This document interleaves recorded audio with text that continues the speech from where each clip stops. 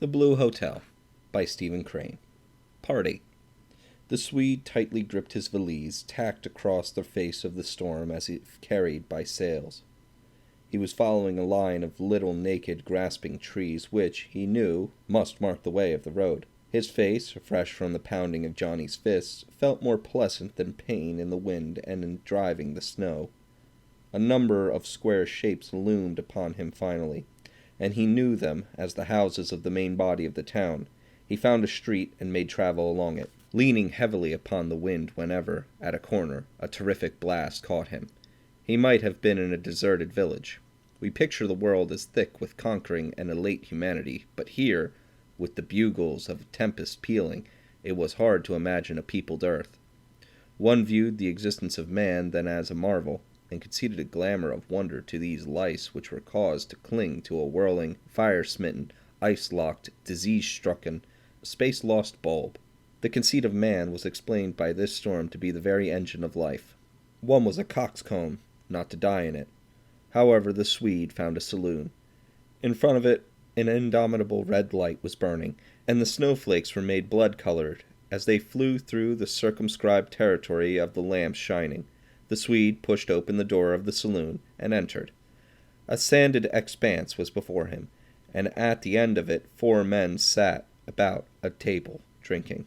Down on one side of the room extended a radiant bar, and its guardian was leaning upon his elbows, listening to the talk of the men at the table. The Swede dropped his valise upon the floor, and smiling fraternally upon the barkeeper, said, "Give me some whiskey, will you?" The man placed a bottle, a whiskey glass, and a glass of ice-thick water upon the bar. The Swede poured himself an abnormal portion of whiskey and drank it in 3 gulps. "Pretty bad night," remarked the bartender, indifferently. He was making the pretension of blindness which is usually a distinction of his class, but it could have been seen that he was furtively studying the half-erased bloodstains on the face of the Swede. "Bad night," he said again.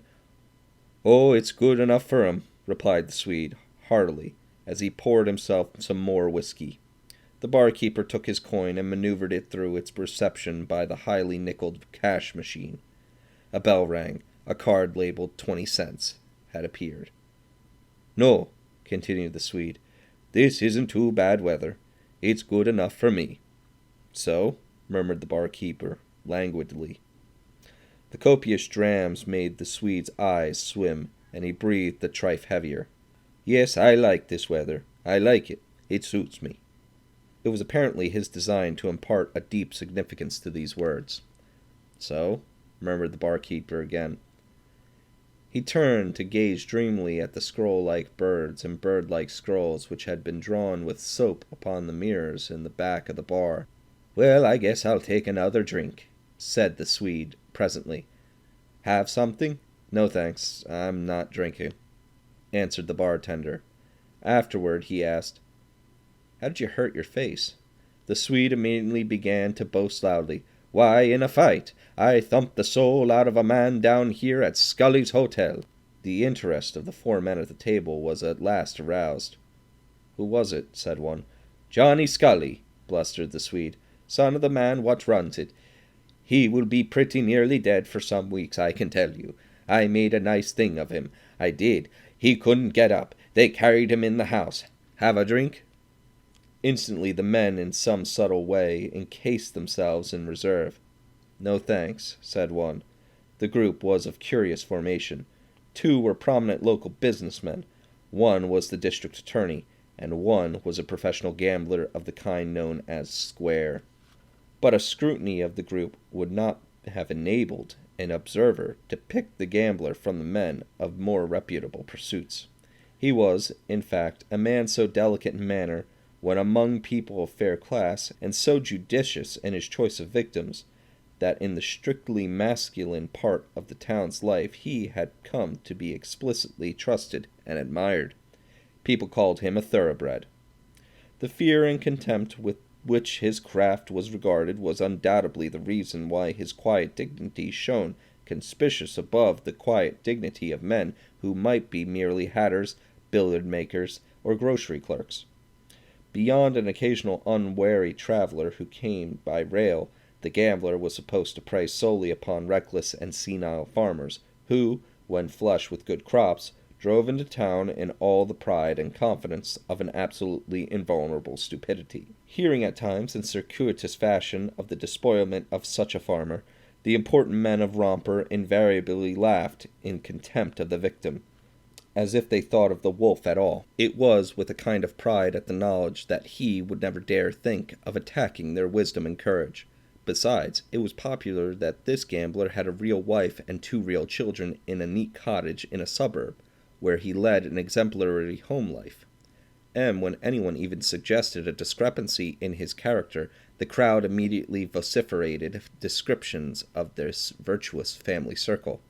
Then men who led exemplary home lives, and men who did not lead exemplary home lives, all subsided in a bunch, remarking that there was nothing more to be said.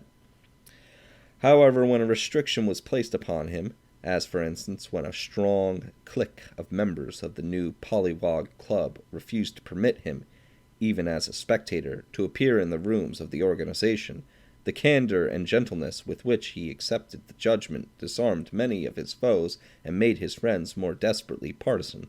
He invariably distinguished between himself and a respectable Romper man so quickly and frankly that his manner actually appeared to be a continual broadcast compliment. And one must not forget to declare the fundamental fact of his entire position in Romper.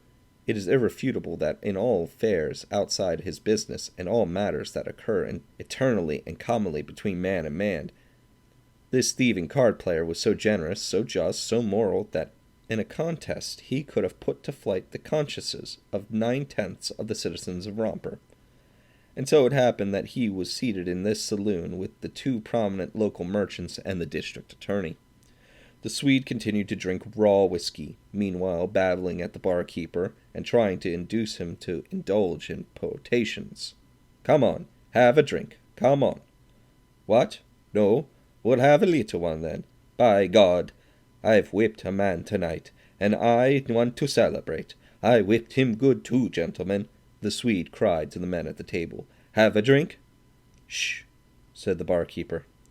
The group at the table, although furtively attentive, had been pretending to be deep in talk, but now a man lifted his eyes toward the Swede and said shortly, "Thanks, we don't want any more." At this reply the Swede ruffled out his chest like a rooster. "Well," he exploded, "it seems I can't get anybody to drink with me in this town. Seems so, don't it? Well—" "Shh," said the barkeeper. "Say," snarled the Swede, "don't you try to shut me up. I won't have it. I'm a gentleman. I want people to drink with me, and I want 'em to drink with me now. Now! Do you understand?" He rapped the bar with his knuckles. Years of experience had calloused the bartender. He merely grew sulky. "I hear you," he answered. "Well," cried the Swede, "listen hard, then. See those men over there? Well, they're going to drink with me, and don't you forget it. Now you watch." "Hi!" yelled the barkeeper. "This won't do." "Why won't it?" demanded the Swede. He stalked over the table, and by chance laid his hand upon the shoulder of the gambler. "How about this?" he said wrathfully. "I ask you to drink with me." The gambler simply twisted his head and spoke over his shoulder. "My friend, I don't know you."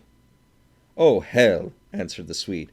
"Come and have a drink. Now, my boy," advised the gambler kindly, "take your hand off my shoulder and go away and mind your own business." He was a little slim man, and it seemed strange to hear use the tone of heroic patronage to the burly Swede. The other men at the table said nothing. "What? You won't drink with me, you little dude? I'll make you then. I'll make you." The Swede had grasped the gambler frenziedly at the throat and was dragging him from his chair. The other men sprang up. The barkeeper dashed around the corner of his bar. There was a great tumult, and then was seen a long blade in the hand of the gambler. It shot forward, and a human body, the citadel of virtue, wisdom, power, was pierced as easily if it had been a melon. The Swede fell with a cry of supreme astonishment. The prominent merchants and the district attorney must have at once tumbled out of the place backward. The bartender found himself hanging limply to the arm of a chair and gazing into the eyes of a murderer. "Henry," said the latter as he wiped his knife on one of the towels that hung beneath the bar rail, "you tell him where to find me. I'll be home waiting for him." Then he vanished. A moment afterward, the barkeeper was in the street dinning through the storm for help and, moreover, companionship. The corpse of the Swede, alone in the saloon, had its eyes fixed upon the dreadful legend that dwelt atop of the cash machine. This registers the amount of your purchase.